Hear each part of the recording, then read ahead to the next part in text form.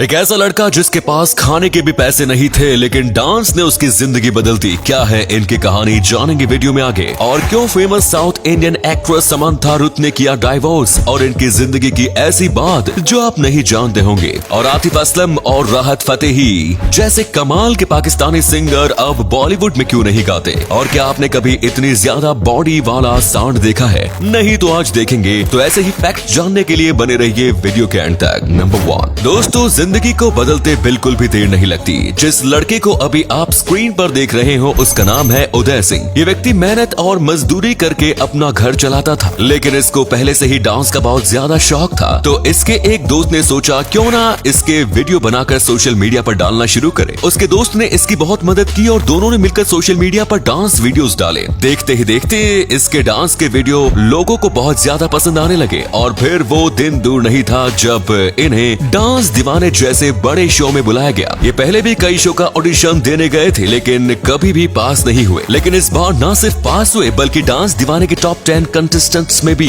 एक बने थे। और वहाँ से आने के बाद अब ये कई बच्चों को डांस सिखाते हैं और अभी भी डांस करते हैं। ये बहुत ही ज्यादा गरीब थे, लेकिन अब इनके घर की हालत काफी सुधर गई है। नंबर 2, अगर आप पुराने गानों के फैन हो तो आतिफ असलम और राहत फतेही कुछ ऐसे नाम है जो आपने जरूर सुने होंगे। भले ही ये पाकिस्तान के रहने वाले हैं, लेकिन इंडिया में इनकी सिंगिंग काफी ज्यादा पॉपुलर थी। इन्होंने कई बॉलीवुड फिल्मों में गाना गाया है, लेकिन पिछले 3 साल से इन्होंने एक भी सॉन्ग नहीं गाया और ना ही ये गा सकते हैं। और आखिर ऐसा क्या हो गया? अगर आप नहीं जानते तो हम आपको बता दें कि आज से करीब 3 साल पहले पाकिस्तान ने भारतीय सेना पर हमला किया था। ये मामला बहुत ही ज्यादा गर्मा गर्मी का था और कई महीनों तक चला। और इसके बीच जितने भी पाकिस्तानी सिंगर या कलाकार जो बॉलीवुड में आते थे उन सब पर बैन लगा दिया गया। और तब से लेकर आज तक किसी भी पाकिस्तानी सिंगर ने बॉलीवुड के गानों में गाना नहीं गाया। लेकिन म्यूजिक बीट की बात अलग है, हम बस सिंगिंग की बात कर रहे हैं। नंबर 3 दोस्तों, एक बार इस सांड को देखिए। इसे देखकर लगता है जैसे कि किसी प्रकार का फोटो एडिटिंग हो, क्योंकि इतनी मसल किसी भी जीव की नहीं हो सकती। लेकिन हम आपको बता दें कि ये बिल्कुल ही सच है। ये सांड बेल्जियन बुल नाम की प्रजाति का है। इस प्रजाति को खासकर बॉडी बिल्डिंग के लिए ही ब्रीड किया जाता है। ये एक खास तरीके का म्यूटेशन है जिसे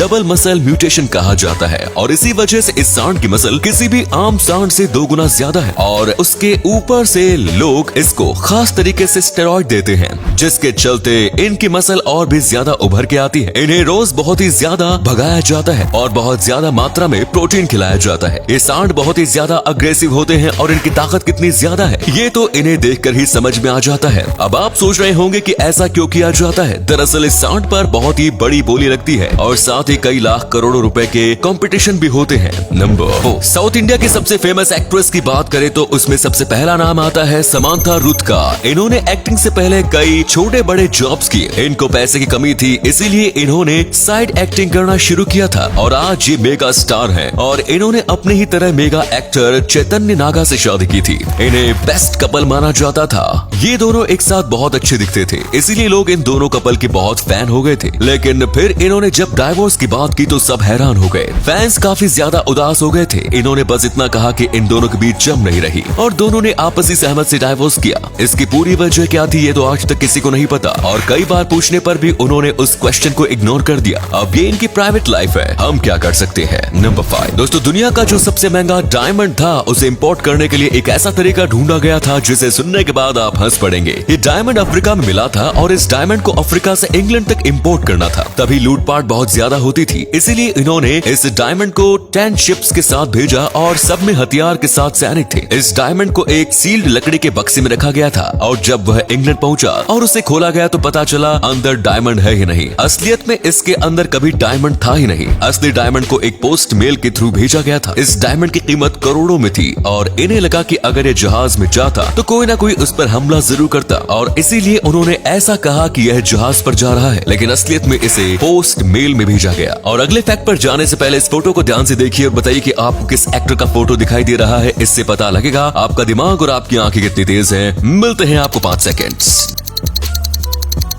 नंबर 6, सिनेमा हॉल में पिक्चर देखते वक्त कई लोगों के साथ ऐसा होता है कि उन्हें नेचर का कॉल आ जाता है और उन्हें पिक्चर को छोड़कर जाना पड़ता है। कई लोग कंट्रोल करते हैं लेकिन कुछ लोग नहीं कर पाते और इसलिए जापान में एक काफी यूनिक तरीका यूज करते हैं। जापान के जो सिनेमा में टॉयलेट हैं, उनके फ्लोर पर भी स्क्रीन होती है जो कि सिनेमा हॉल से अटैच होती है। इसीलिए अगर आप मूवी चलते हुए बीच में वॉशरूम जाते हो तो आप वॉशरूम यूज करते वक्त मूवी को कंटिन्यू कर सकते हो। वाकई में ये आइडिया कमाल का है। नंबर 7, दोस्तों एक आदमी को अचानक से अपने चेस्ट में पेन होने लगा।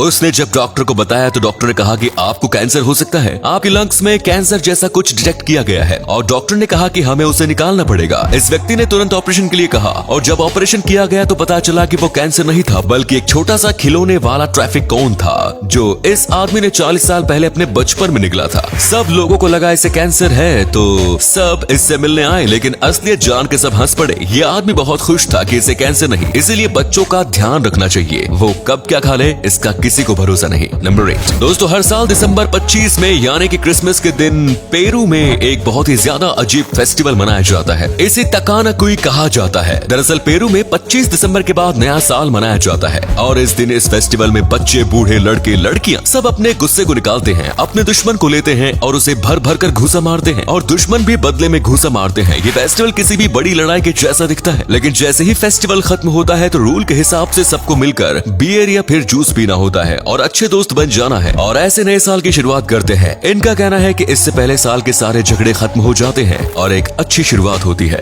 तो उम्मीद है ये वीडियो आपको अच्छा लगा होगा। अगर लगा तो लाइक कीजिए, शेयर कीजिए, कमेंट्स कीजिए और ऐसे ही इंटरेस्टिंग वीडियोस देखते रहने के लिए चैनल को सब्सक्राइब कीजिए। धन्यवाद।